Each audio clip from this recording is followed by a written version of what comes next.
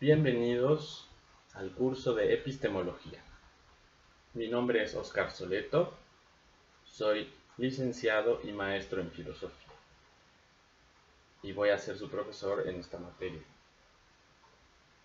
La epistemología es justamente una rama de la filosofía que se ocupa del conocimiento. ¿Qué es el conocimiento? ¿Cómo llegamos a conocer?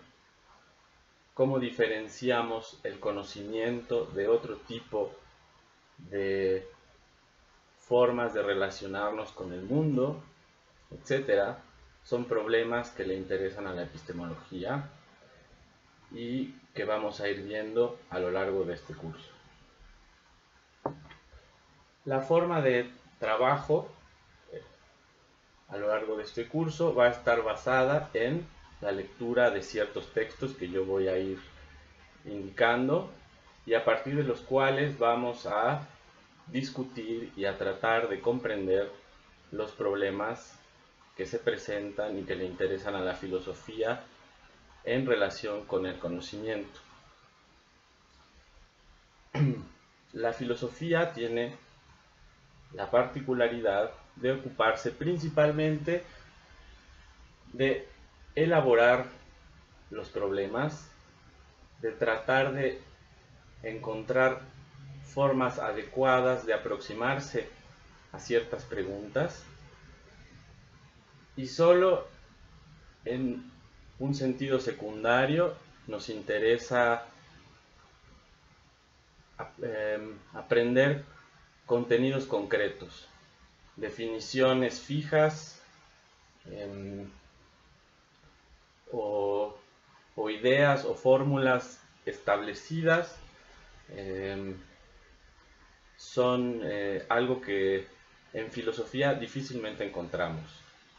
En la filosofía de lo que se trata es de pensar, como les decía, los problemas, las preguntas, de formular buenas preguntas, de entender qué cosas están implicadas, qué cosas estamos presuponiendo cuando hablamos de algo. En este caso, por ejemplo, del conocimiento, de la ciencia y del pensamiento. En esa medida, yo espero de ustedes sobre todo que aprendan a considerar estas preguntas y a plantear una reflexión, a ordenar sus pensamientos, a expresarlos con claridad y no que se aprendan de memoria ninguna clase de fórmulas, como decía antes. Bien, los temas que vamos a abordar a lo largo de estas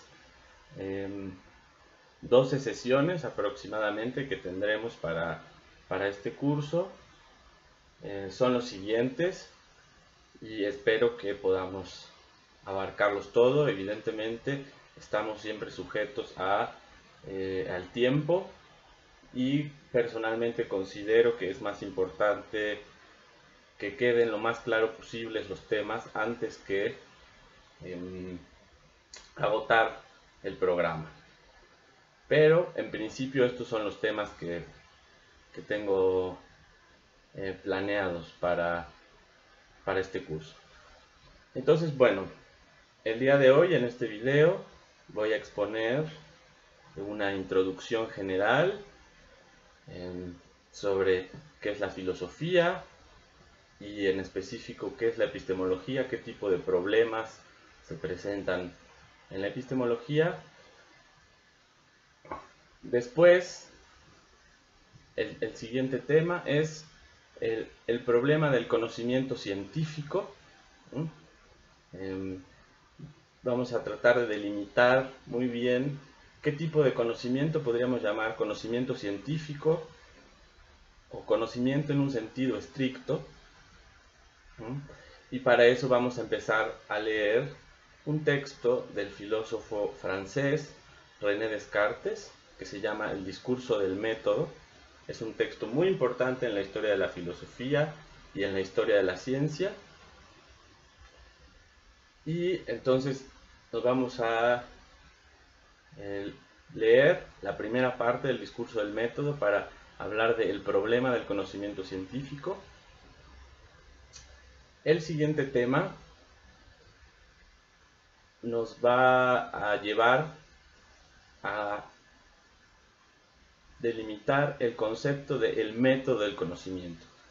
Vamos a ver que el concepto de método es fundamental.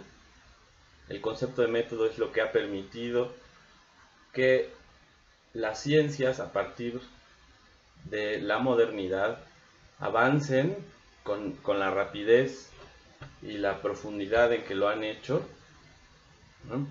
Y esto también lo vamos a ver a partir del discurso del método. El tercer tema de nuestro curso es la relación entre el conocimiento y la vida práctica, o en las diferencias que hay entre las exigencias de un método para conocer y las exigencias que están implicadas en el vivir día a día, ¿no? Esto es algo que también nos plantea Descartes en su discurso del método, en la tercera parte. El cuarto tema del curso es la fundamentación última del conocimiento, y aquí vamos a ver una relación entre la epistemología y otra rama de la filosofía también muy importante desde los inicios de la filosofía en Grecia, que es la metafísica. A Descartes le interesa que el conocimiento esté fundamentado en la naturaleza de la realidad. Vamos a ver qué quiere decir esto. Es un tema bastante abstracto, que implica un reto para pensar por qué nos está llevando Descartes hasta este punto, y lo vamos a ver también entonces en el discurso del método, la cuarta parte del discurso del método. El quinto tema, vamos a tratar de aterrizar la noción del método con el avance de las ciencias, cómo el método es lo que le da estructura al conocimiento científico, que le da certeza, y cómo Descartes mismo busca mostrarnos que justamente su método le ha servido a él para avanzar en el conocimiento científico. El sexto tema tiene que ver con la relación entre dos aspectos fundamentales para el conocimiento: la sensibilidad y el entendimiento. ¿Qué es más fundamental? ¿Qué es primero? ¿Lo que recibimos a través de nuestros sentidos, la forma en que el mundo se nos presenta, o nuestra capacidad racional de ordenar el mundo, de estructurarlo y de hacer abstracciones? Y para esto vamos a revisar una controversia muy interesante que se dio en el siglo XVIII, que se conoce como el problema de Molinet, y es, digamos, una especie de experimento mental que justamente nos plantea estos problemas. Y el último tema tiene que ver con la pregunta de si se puede transmitir el conocimiento. El conocimiento es algo que de alguna manera involucra la actividad de quien conoce, y entonces cabe preguntarse en ese sentido si alguien más puede transmitirnos ese conocimiento, o si más bien solamente puede guiarnos para que nosotros mismos lleguemos a ese conocimiento. también es un problema filosófico y creo que es pertinente tocar este tema, puesto que ustedes como alumnos de pedagogía les atañe pensar justamente si la tarea del educador es realmente transmitir el conocimiento o si se trata de guiar un proceso de conocimiento, ¿no? Y aquí hay varias cuestiones filosóficas que atender y conclusiones interesantes también que descubrir. Entonces, esto sería la totalidad de los temas que vamos a cubrir en el curso. Como les digo, está sujeto a los tiempos que nos permita o no llegar hasta el final. Respecto de la evaluación, vamos a tener la última sesión, un examen. Ese examen constituye en principio un 100% de su calificación. Sobre la calificación de su examen hay un punto extra que ustedes pueden obtener si entregan en tiempo y forma todas las actividades que se les vayan a pedir. El día de hoy voy a dejar una actividad para que ustedes la realicen. Igualmente, en las siguientes sesiones habrá actividades, algunas para hacer en clase, algunas en casa, y la entrega de todo esto les da un punto extra sobre su examen. Y finalmente hay un punto más para aquellos alumnos que tengan una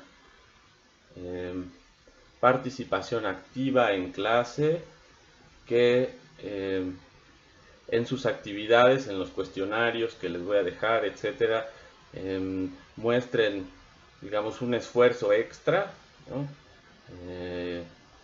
Es un punto extra para quien haya hecho un muy buen trabajo a lo largo del curso, ¿no? Y bueno, esa es entonces la manera en que se va a evaluar. Quiero hacer hincapié en que este curso no se trata de que ustedes pasen el examen, ¿no? No se trata de que, repito, que se aprendan fórmulas y que se estén fijando en qué cosa va a venir en el examen. Lo que me interesa es que pongan mucha atención a lo que se está tratando, que participen, que externen sus preguntas. Yo estoy siempre a su disposición para cualquier duda que tengan. Y les aseguro que en la medida en que hagan eso, en la medida en que participen, se interesen por los temas, por las discusiones, van a poder hacer un examen muy bueno y sacar una buena calificación. Bien, entonces el día de hoy vamos a hablar de manera general de qué trata esta materia. Y para comenzar, quiero hablarles de qué es la filosofía.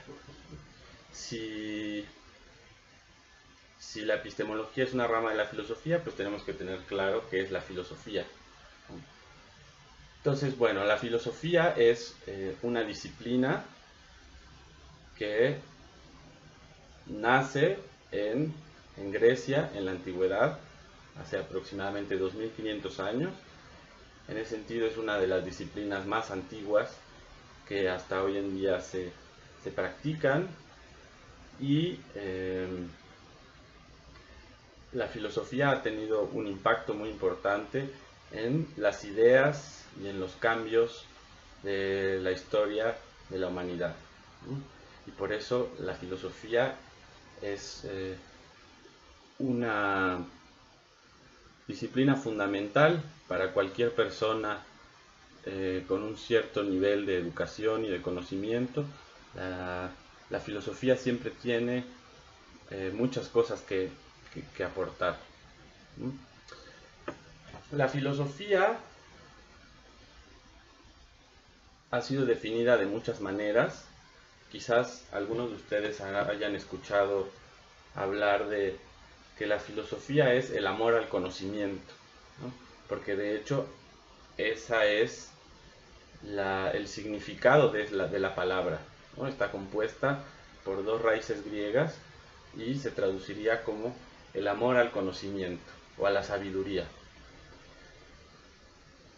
También Aristóteles nos ha definido la filosofía como la ciencia de los principios.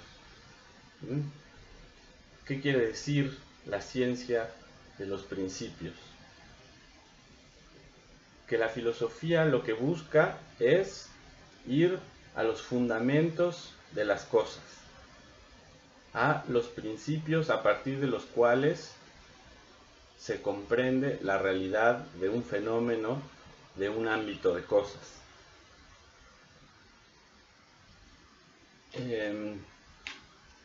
Algo importante es justamente que necesitamos de la filosofía para buscar estos principios, para entenderlos, para formularlos, porque estos principios no son evidentes. Estos principios no son algo que se nos da de manera inmediata. Requieren de un ejercicio de reflexión, de un trabajo intelectual arduo, ¿no? Y de un trabajo intelectual que en cierta medida sabemos que siempre está inacabado, ¿no? Y en esa medida es que hay 2500 años de historia de la filosofía, y que en toda esta historia de la filosofía hay aspectos nuevos e interesantes a descubrir sobre un mismo tema, sobre un mismo problema, o sobre un mismo ámbito de fenómenos. Para hablar de este trabajo intelectual, ¿no? O de este esfuerzo que implica llegar a los principios de las cosas y comprender la realidad en sus fundamentos, Platón nos ha tratado de explicar a través de una alegoría, la famosa alegoría de la caverna.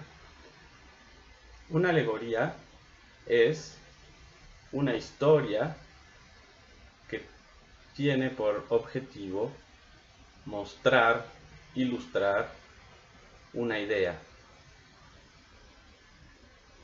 Entonces, la alegoría de la caverna es una historia en la que, dice Platón, hay unos hombres que viven dentro de una caverna.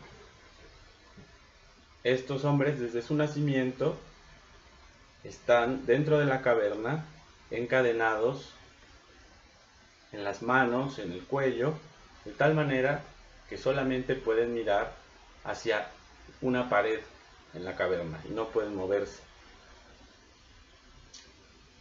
Detrás de estos hombres hay un muro y después,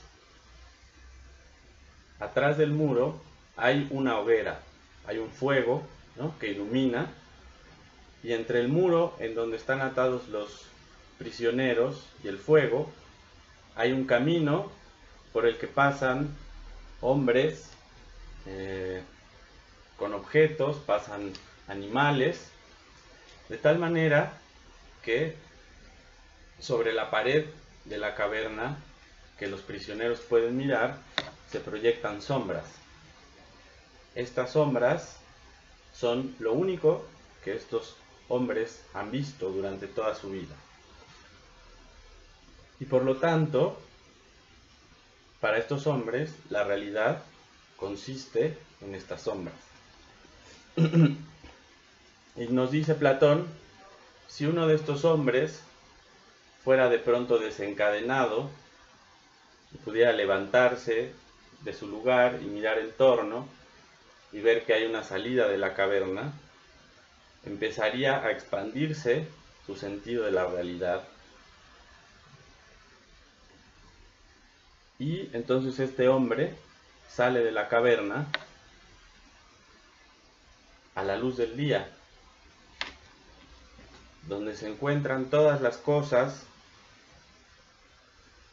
reales, todas las cosas verdaderas y todas las cosas que son el fundamento de aquello que estos hombres creían que era la realidad. Los objetos cuyas sombras se proyectan en el fondo de la caverna. Dice Platón que este hombre, al salir de la caverna, al principio no podría realmente distinguir nada. Sus ojos están acostumbrados a la oscuridad y la luz del sol, la luz del día, sobre todo le causa dolor, ¿no? Y le causa confusión. Pero después de que va pasando el tiempo, sus ojos se van acostumbrando y entonces logra descubrir esta realidad que se encuentra fuera de la caverna y se va dando cuenta poco a poco de lo limitada que era su idea de la realidad mientras estaba dentro. Finalmente nos dice Platón que este hombre podría regresar a la caverna queriendo mostrarles o anunciarles a sus compañeros que eso que ellos creen que es la realidad no es más que una sombra de la realidad. Pero, dice Platón también, lo más probable es que si este hombre regresara, sus compañeros se reirían de él. No serían capaces de renunciar a su idea de la realidad tan fácilmente. Y, dice Platón, si tuvieran oportunidad de hacerlo, probablemente lo matarían. ¿Qué nos quiere decir o qué nos muestra esta alegoría? Bueno, la primera idea, la más importante, es justamente esta de que la manera en que nos aparece la realidad de forma inmediata, la realidad como estamos acostumbrados a verla y a comprenderla, es una versión muy limitada de lo que la realidad es. Son sombras. Lo siguiente que nos quiere decir es que, bueno, si logramos despegarnos de esta visión inmediata, acostumbrada de ver las cosas, podemos poco a poco ir viendo que detrás de eso que creíamos que es la realidad están justamente principios que son mucho más ricos, mucho más sólidos que lo que estamos acostumbrados. Pero también nos quiere decir que este proceso, esta actividad de buscar los principios de la realidad, es una tarea difícil, ¿no? Es una tarea que implica hacer algo a lo que no estamos acostumbrados, ¿no? La luz de la verdad es algo que de principio nos puede cegar, pero en la medida en que insistimos, en la medida en que somos persistentes, podemos ver cada vez con más claridad estos principios de las cosas. Bueno, entonces, si la filosofía es una ciencia de los principios, podemos decir sí, de los principios de toda la realidad, pero también sabemos que hay distintos ámbitos de la realidad, distintos aspectos que nos interesan de la realidad, y por eso la filosofía también se ha dividido en distintas ramas. Tenemos entonces, por ejemplo, la epistemología, que busca hablarnos de los principios del conocimiento, de nuestra actividad de conocer, de nuestras posibilidades de conocer el mundo, de las operaciones que están implicadas en el conocimiento. Hay otras ramas de la filosofía, por ejemplo, la ética, que buscaría los principios de aquello que tiene que ver con nuestra acción, no ya con el conocer, sino con el actuar. ¿Cómo debemos actuar? ¿Cómo justificamos una acción? ¿Qué cosas están implicadas en la acción? Etcétera, ¿no? Esa es otra rama de la filosofía. Otra rama de la filosofía sería la estética, que tiene que ver con los principios de lo que consideramos bello, ¿no? Y por lo tanto se relaciona mucho con las obras de arte. Cómo es que algo se puede considerar bello, qué diferencias hay entre la belleza natural y la belleza de una obra de arte, etcétera. Bien, entonces, el problema del conocimiento, que es el problema de la epistemología, tiene consecuencias justamente para el conocer mismo, ¿no? Podemos diferenciar entre conocer algo, conocer un fenómeno, por ejemplo, conocer el ciclo del agua, saber por qué el agua puede pasar de un estado de la materia a otro, y por otro lado tenemos el conocimiento mismo como problema. Curiosamente, es a partir de que nos planteamos el conocimiento como un problema, es que podemos avanzar en nuestro conocimiento. Porque, como veremos, poner el conocimiento mismo, el conocer, la capacidad de conocer como un problema, implica entonces poner en cuestión aquello que creemos conocer, y nos permite entonces también enfrentarnos de una manera distinta, con una actitud que busca una mayor certeza, que busca un conocimiento efectivo a esa actividad misma de conocer.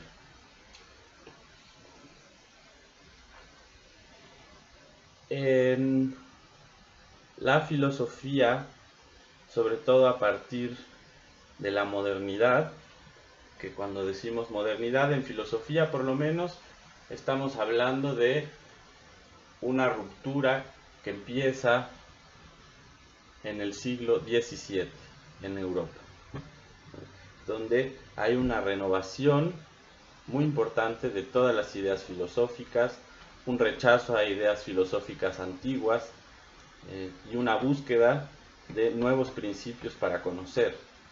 Y no es casual que a esta modernidad filosófica esté unida lo que se conoce como la revolución científica. Los principios de nuestras ciencias como se practican actualmente, es decir, de la física, la biología, la química, la astronomía, etcétera,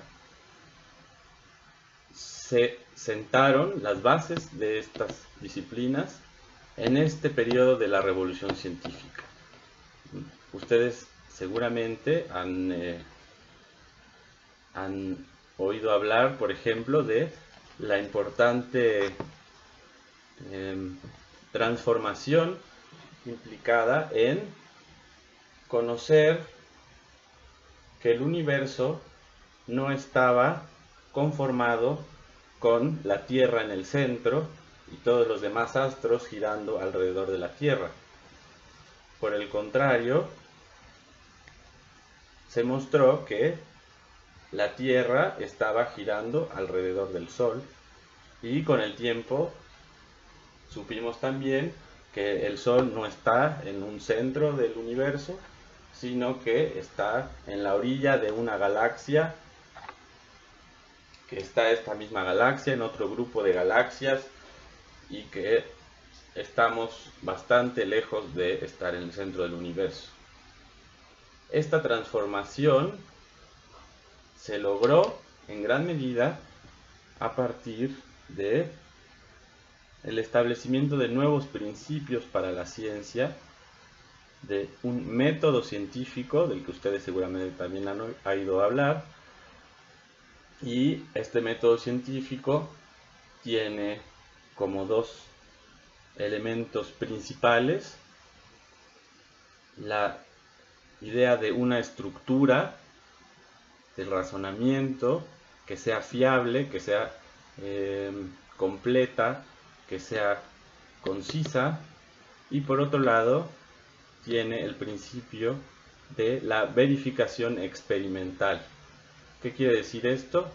Que cuando queremos conocer algo, necesitamos ir al mundo, observar, experimentar, para confirmar nuestras hipótesis acerca de cómo es el mundo. Bueno, todo esto que les menciono tiene que ver entonces con cómo la transformación de la epistemología en el mundo moderno se relaciona con una nueva forma de acercarse y de hacer ciencia del mundo natural. Como ven, cuando estamos hablando entonces de conocimiento, estamos hablando de conocimiento científico. Bueno, finalmente,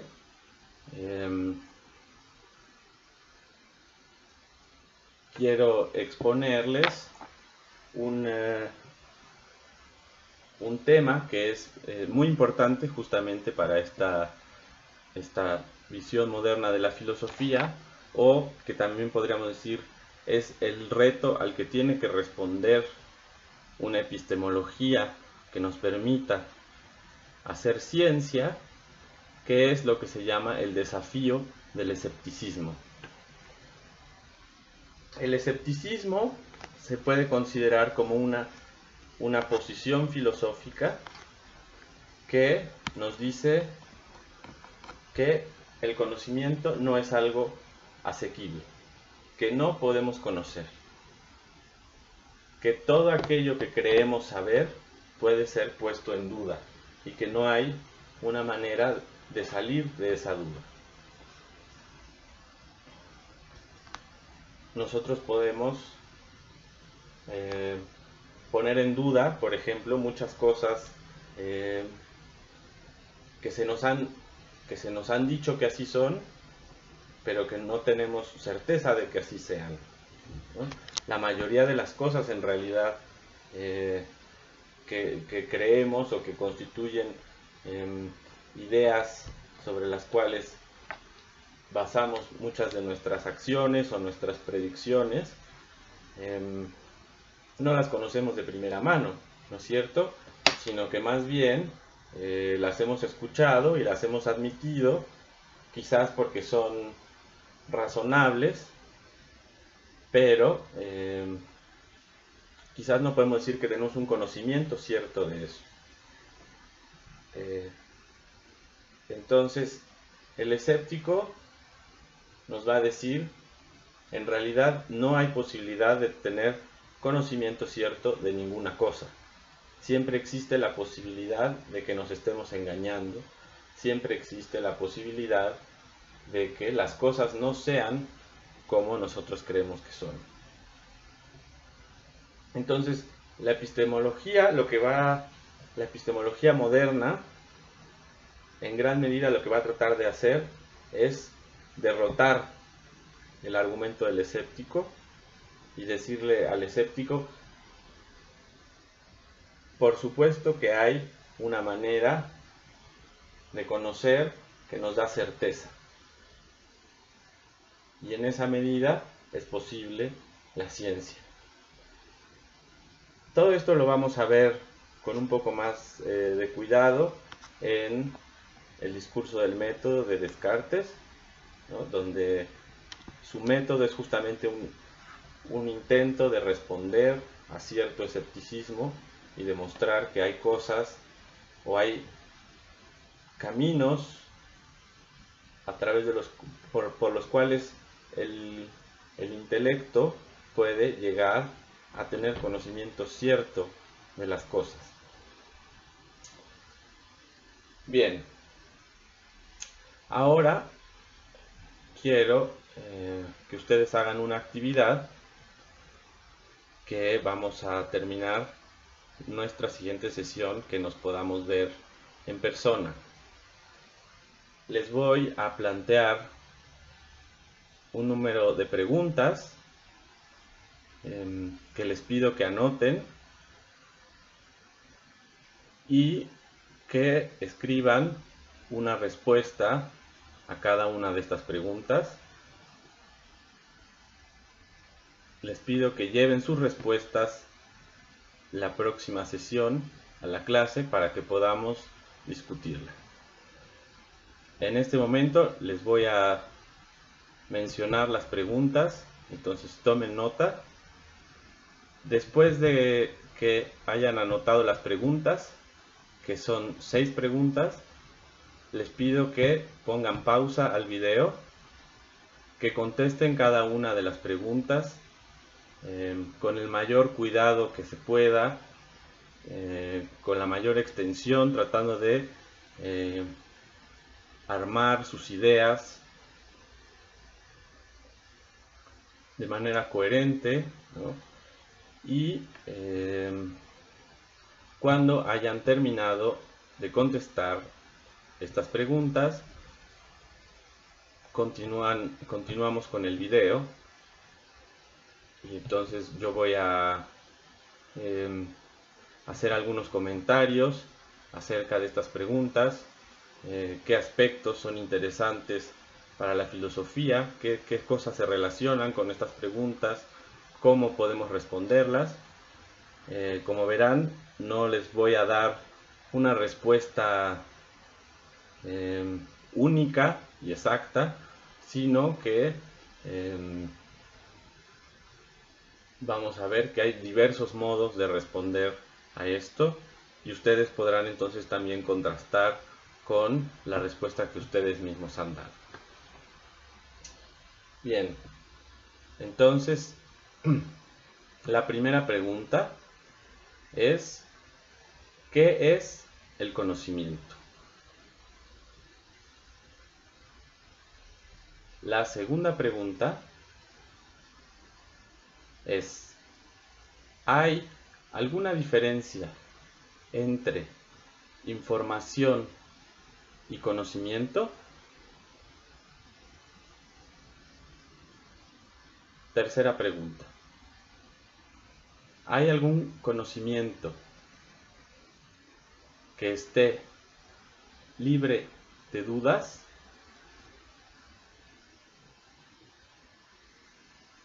Cuarta pregunta: ¿importa la forma en que adquirimos un conocimiento para que éste sea válido?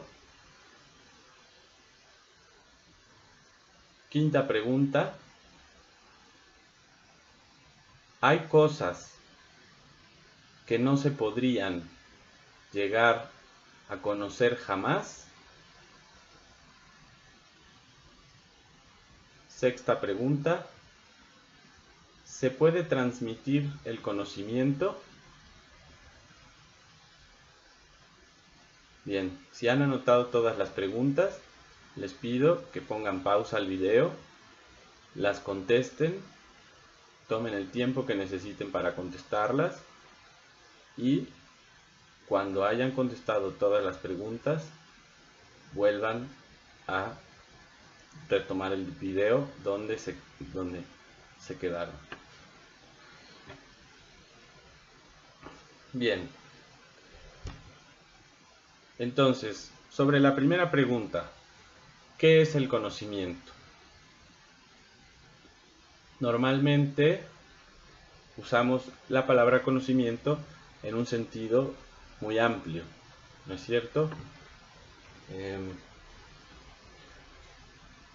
Todas aquellas cosas sobre las que tenemos alguna idea, decimos que tenemos conocimiento de ellas, ¿no? Cuando hemos visto y tratado a una persona, decimos que conocemos a esa persona. Cuando estamos en un lugar, cuando hemos estado en un lugar, decimos que conocemos ese lugar. También hay conocimientos que tienen que ver con cuestiones prácticas, ¿no? Podemos saber cómo se hace algo, ¿no? Podemos saber cómo se cocina el arroz, pero entonces habría que diferenciar también los diferentes tipos de conocimiento. Y como les decía antes, cuando hablamos de conocimiento en la epistemología, estamos hablando de un cierto tipo de conocimiento muy específico, que es el conocimiento que llamaríamos científico. Normalmente podemos separar el conocimiento científico de lo que se llama el conocimiento empírico. El conocimiento que tenemos simplemente pues, por la experiencia adquirida y por las costumbres. Ahora, entonces, la definición del conocimiento en la filosofía y del conocimiento científico se ha tratado de explicar a partir de una definición bastante breve,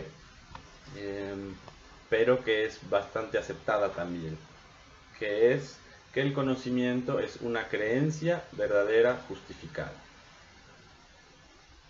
¿Qué quiere decir esto? Que el conocimiento es una creencia, es decir, una idea acerca de cómo es el mundo. Ese es un primer requisito. El segundo requisito es que esta idea acerca de cómo es el mundo corresponda, de hecho, con la realidad de las cosas.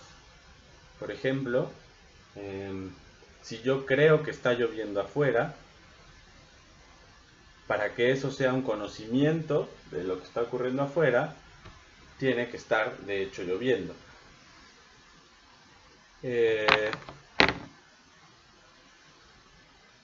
Finalmente, la parte última y la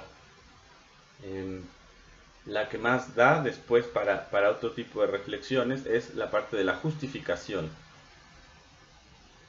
El conocimiento científico tiene que poder dar cuenta de las razones que apoyan ese conocimiento. ¿Por qué estamos justificados en afirmar que algo es de cierta manera?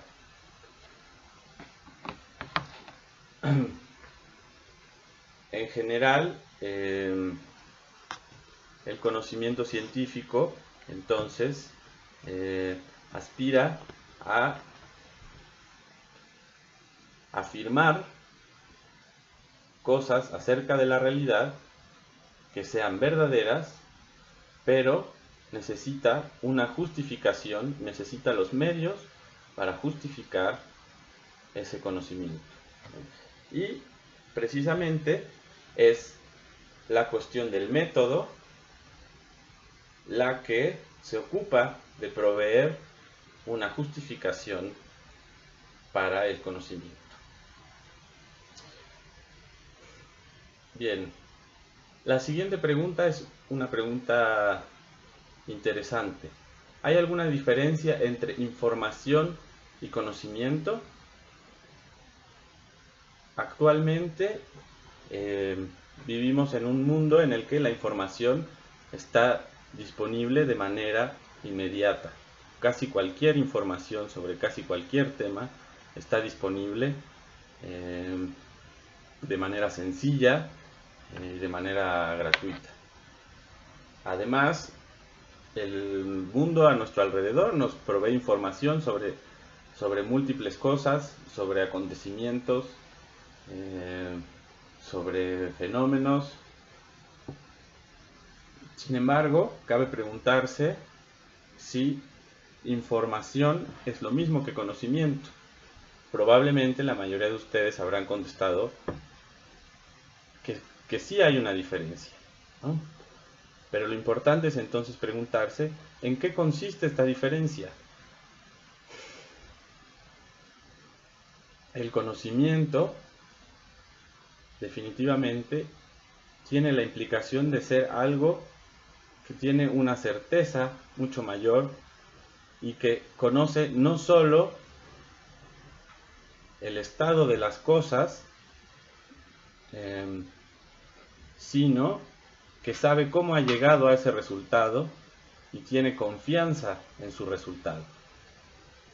Por ejemplo,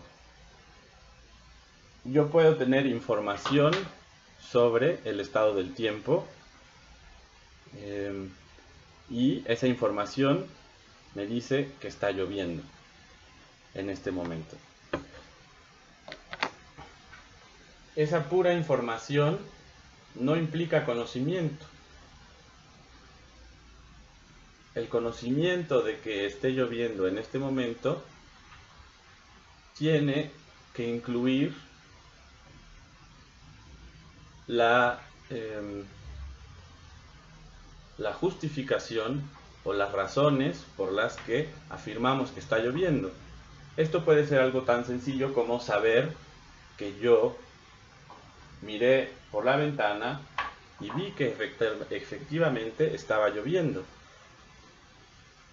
Pero entonces justamente ahí ese conocimiento incluye algo más que la simple afirmación de que algo es de cierta manera. Incluye también la conciencia de la manera en que esta afirmación se ha presentado como algo verdadero, como algo confiable, como algo certero. Siguiente pregunta tiene que ver justamente con lo que mencionaba anteriormente. La pregunta es, ¿hay algún conocimiento que esté libre de dudas? Podemos siempre, o casi siempre, dudar de aquello que creemos conocer. Eso incluye, por ejemplo, dudar de cosas de manera radical. Por volver al ejemplo de la lluvia, incluso si yo miro por la ventana y considero que eso es suficiente para darme la evidencia de que está lloviendo, yo podría plantearme a mí mismo la duda y pensar en explicaciones alternativas para aquello que estoy mirando. Porque ¿qué es exactamente lo que estoy mirando? ¿Y qué es la lluvia? Si pensamos que la lluvia es la condensación del agua que está en las nubes y que esa agua entonces cae y la vemos en forma de lluvia, pues si yo veo simplemente agua caer hacia el suelo desde mi ventana, podría haber otro tipo de explicaciones. Podría ser que alguien desde un lugar más arriba de donde estoy esté aventando agua y entonces lo que yo creía que era un conocimiento certero en realidad es un engaño, es una ilusión. Entonces, si se dan cuenta, podemos siempre inventar maneras de dudar de ciertas cosas, ¿no? O de dudar de que lo que creíamos saber en realidad no sea un engaño. Seguramente ustedes han visto, por ejemplo, la película Matrix. En esa película, al principio de la película, nos enteramos de que lo que el protagonista cree que es la realidad no es más que una ilusión generada por una computadora y transmitida a su cerebro, y que en realidad ha vivido toda su vida dentro de una cápsula, pero creyendo que todo el mundo a su alrededor es real. Entonces, la pregunta es, ¿hay algún conocimiento que esté libre de duda? Porque si no hay ninguno, si de todo podemos dudar, si podemos dudar de lo que estamos viendo, de lo que estamos sintiendo, de lo que tocamos, si dudamos de nuestros recuerdos, ¿en qué cosas sí podemos confiar? Entre los ejemplos que se han puesto en la historia de la filosofía están las matemáticas. Las matemáticas parecen ser muy confiables y parece que los teoremas matemáticos son válidos independientemente de las circunstancias, independientemente de nuestra percepción, de lo que se nos da a los sentidos. Un triángulo tiene 3 ángulos, aunque en realidad todos estuviéramos viviendo dentro de la Matrix y el mundo que vemos y que tocamos no fuera real, nuestras ideas acerca del triángulo seguirían siendo verdaderas. Esto es algo que va a desarrollar Descartes y que vamos a estudiar en su discurso del método. La siguiente pregunta sobre si importa la forma en que adquirimos un conocimiento para que éste sea válido, pues se relaciona con también lo que mencionaba antes del escepticismo y también con la cuestión del método. Es igual que yo crea que está lloviendo porque lo estoy viendo desde mi ventana, que si alguien más llega y me dice está lloviendo. ¿Es el mismo conocimiento? Supongamos que de hecho está lloviendo.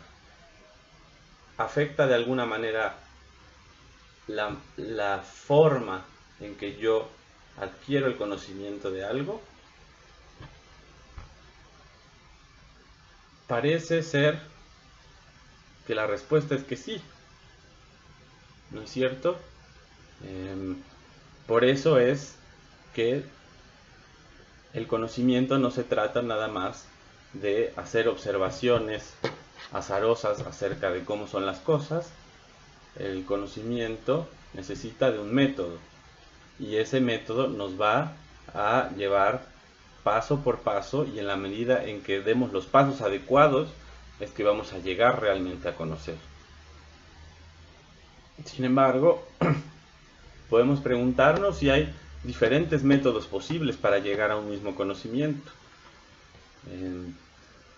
Ciertamente, por ejemplo, hay formas diferentes, métodos diferentes de aprendizaje, ¿no? Alguien puede aprender mejor un idioma extranjero leyendo textos. Alguien puede hacerlo mejor a través de la conversación y de la expresión oral. Sin embargo, aquí no estamos hablando de aprendizaje, ¿no?, sino de conocimiento como descubrimiento de cómo son las cosas en sí mismas, cómo es la realidad, ¿no? y en esa medida tendríamos que preguntarnos si hay diversos métodos o si hay un solo método válido para el conocimiento. Esta es una pregunta que está abierta, ¿no? Pero lo que quiero que vean es cómo están interconectadas las cuestiones que tienen que ver con el conocimiento y cómo nos plantean otro tipo de preguntas nuevas e interesantes. La siguiente pregunta: si hay cosas que no se podrán llegar a conocer jamás,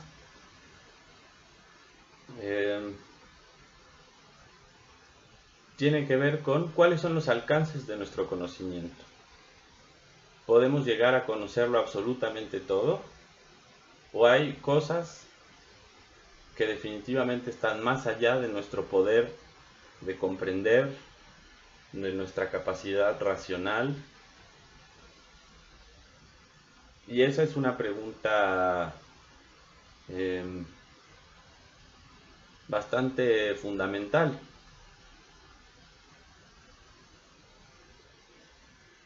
Y la cuestión que interesa a los filósofos no es tanto decir sí o no, sino más bien preguntarse cómo responderíamos a esta pregunta. ¿Cómo llegamos realmente a determinar cuáles son los límites de nuestro conocimiento? Estos límites se mostrarán por sí mismos.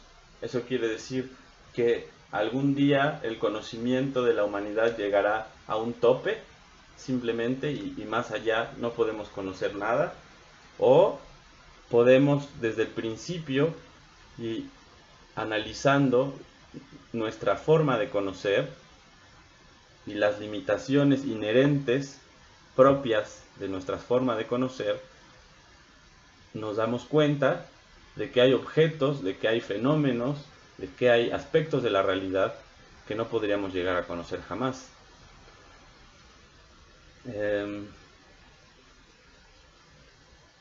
Un ejemplo o un tema importante en esta idea de si lo que podemos llegar a conocer es si podemos llegar a conocer a Dios, por ejemplo, independientemente de la creencia religiosa de cada quien, o la creencia en si existe Dios o no existe, podemos preguntarnos si realmente podemos llegar a conocer o conocer la respuesta a si Dios existe, por ejemplo, o si Dios existe, cómo es, o qué quiere, o qué hace, ¿no?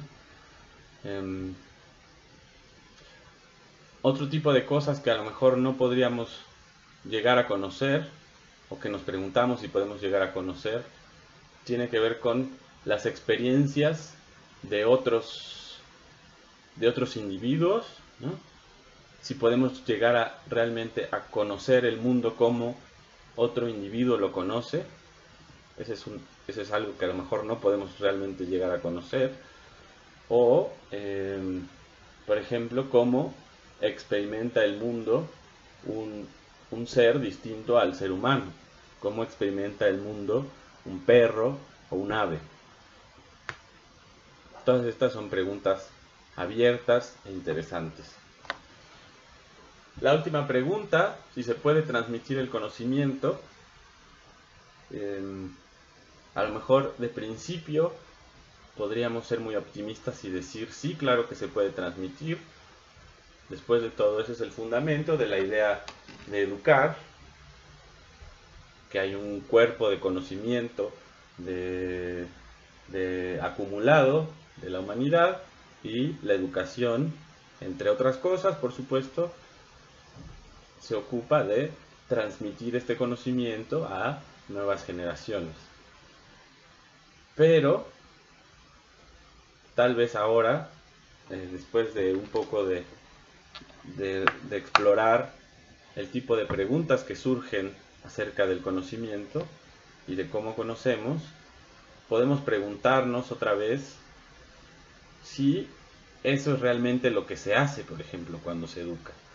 Ya les decía antes, podríamos más bien pensar que el conocimiento no es algo que se transmite, ¿no? Sí, sino que el conocimiento es algo que se tiene que adquirir porque implica también la conciencia de la forma en que llegamos a una conclusión. Entonces, la información se puede transmitir. Eso es algo definitivo.